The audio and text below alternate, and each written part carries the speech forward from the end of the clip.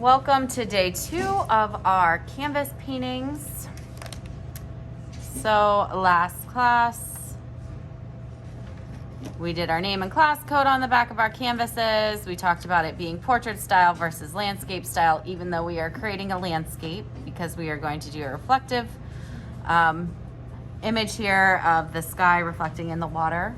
We selected 2 colors and made a gradient with our lighter color in the middle. And that's where we stopped yesterday. So day 2, we already have our gray mixed up.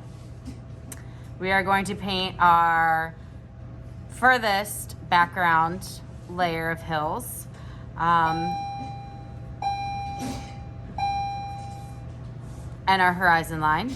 And then we are going to paint either a sun or a moon, depending on what your background is, what we think would work best, and the reflection in the water. I also put black in your palettes today, just in case we have extra time. We might get to begin a little bit of day 3. I'm sorry, there's a glare on that, where you are going to start painting your foreground like ground, but probably not anything that extends past the mountains because the mountains are going to be wet and we have to wait for them to dry so that we can put our second layer of mountains in there. Okay, so set that aside. I have prepped water for you. I have water cups. When you go up to the high school next year, your art teacher is not going to be prepping water cups for you. She or he is also not going to be hand selecting what paintbrushes are going to work best for you. They're going to leave that up to you. So I'm going to leave it up to you to pick your brushes. Personally, for me, I have selected a smaller medium-sized square brush right here. It's a number 8, but as you can see, the paint that had the numbers on it are kind of gone. I have selected a small square brush, and then I've also selected a small round. Okay, you can pick what brushes you feel suit your needs. Personally, I like the square brushes on canvas. It pulls the paint around really well. But you might like the round tipped brushes better. I put 2 containers on the edge of sink 1 for you. I do have your water containers prepped. Come tomorrow, I'm going to try to alleviate some control and maybe not prep your water for you. We'll see. Okay? So, I'm gonna let you pick your brushes at the end of class today though. These need to be cleaned out. Let me talk to you about the square brushes. If you are cleaning your square brush, once you are done cleaning it, you want to pull it straight to create a square edge once again. So I'm just flattening it out. And if you are using a round brush, you just kind of twist it to a point. Okay? And then you can set them on the edge of the sink to dry. So let's get started.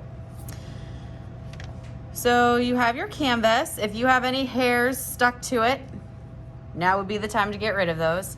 You're gonna decide which way you want your canvas. Mine actually slants a little bit, so I'm gonna have this be my bottom. Plus I have some imperfections down here that I know that my black will cover up. So I'm gonna have this be my bottom. I'm gonna find my halfway, and then I'm gonna find my quarter, and your quarter mark should be about the top of your mountain range. So right about in here, about 2 finger thickness is going to be my mountains. And I personally like to stand above my canvas so that I know that I am doing a fairly straight line across. And I'm not gonna go huge tall with them. Like I said, they're just kind of rolling hills in the background. And yes, I ran out of paint here, but I was just trying to get the edges or parameters of my hills in there. Then I'm going to go ahead and fill these in.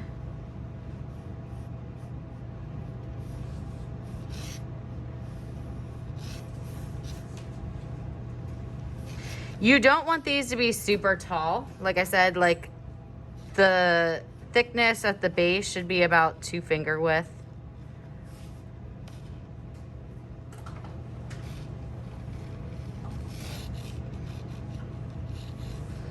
So I am pulling, never pushing my brush. Pulling my brush.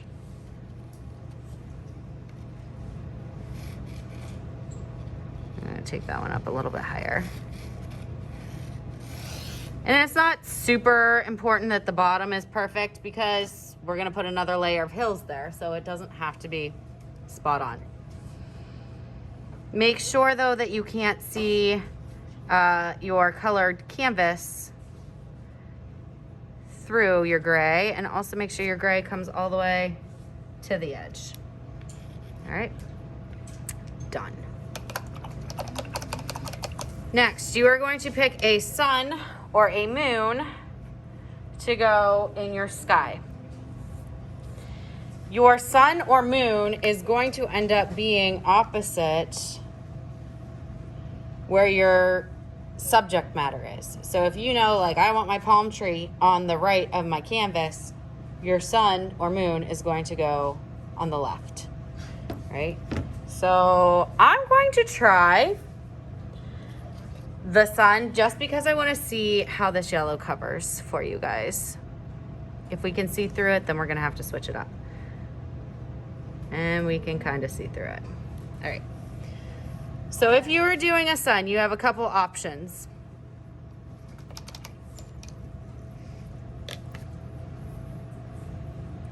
I'm going to scoop some white and some yellow. More yellow than white though, in here, and mix it up. And that white should give you the opacity that you want, which means that you can't see through it. There we go. The likelihood is you may need 2 coats of this regardless.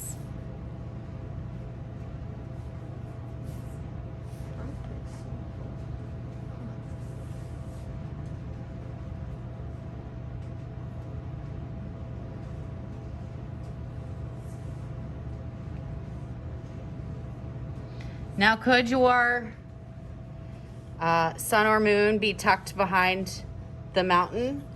Sure. However, your gray's wet. So if you're gonna do something like that, you wanna make sure that your sun or moon is not bumping up right against your mountain, or else you're gonna get gray in your sun or moon, okay? Next, once you have this done, you're going to put ripples in your water. It is super, super, super important that you go parallel to the bottom and top of your canvas. So they need to be completely horizontal, not like this, or else it's going to look very bizarre, right? They are going to be smaller the closer to your sun or moon, and then gradually get wider. You may, if you do a sun, you may do both the yellow and the white. The moon, I would probably only do the white. So I'm going to actually use a smaller brush for this.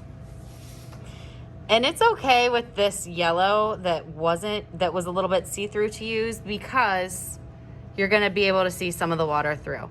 So I'm gonna take my brush here and I'm holding it like so.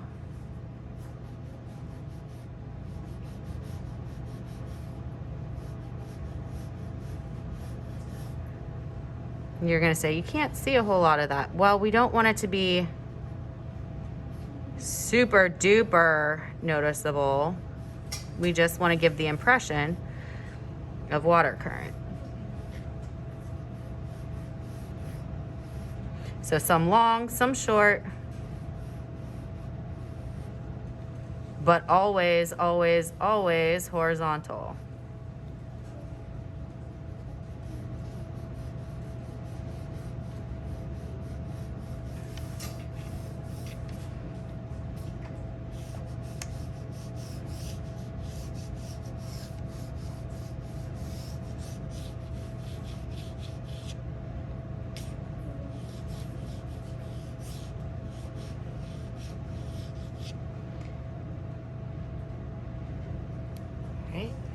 And like I said, if you do the sun, you could even do a little bit of white in here.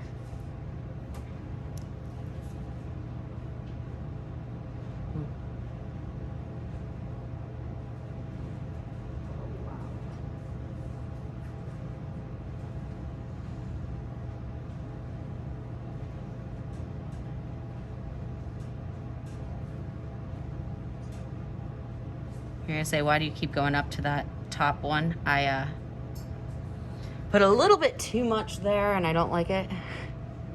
So I'm trying to pull some of that paint off of there.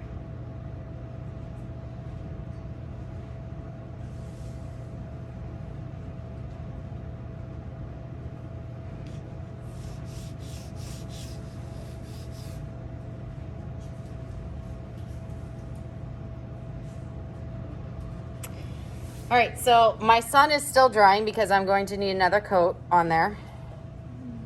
I'm gonna go ahead and put my foreground landline in. Do not take this too far up your canvas. If you do, you're just eliminating area that you could put your subject matter in. Like, this is not the focus. This is just the ground line today. So I want to make sure the edge gets painted black.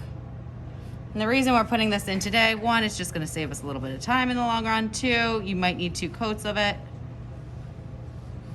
And if you do, come tomorrow, at least it'll be dry. Okay? Wait for this to set up a little bit, dry out. I'm gonna wring my brush out and put another coat on there. If it's not completely dry by the end of class, no big deal. You can touch this up tomorrow.